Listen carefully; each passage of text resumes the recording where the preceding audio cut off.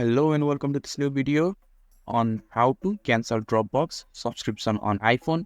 So if you are new here, subscribe and press the notification bell icon so you don't miss any upcoming further videos. Now let's get started. So Dropbox interface for Android, PC as well as the iPhone is the same. So you just have to follow through my instruction in order to cancel the subscription.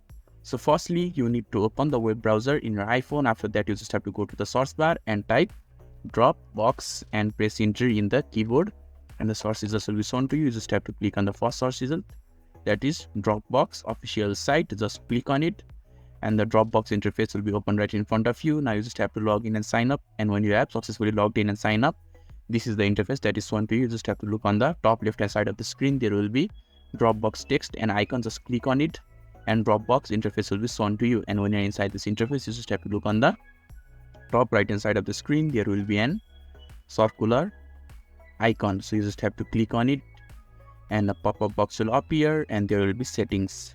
You just have to click on the settings and settings section will be appeared right in front of your screen.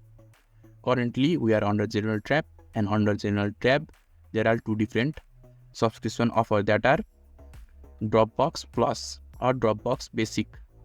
So I haven't bought any subscription, so they are just asking me to try for 40 days or buy the subscription. But if you have previously bought the subscription, then there will be an button called cancel instead of try free for 30 days. So you just have to click on that cancel button and you will be able to cancel the Dropbox subscription. So if this video is helpful to you, don't forget to leave a like button. Thank you.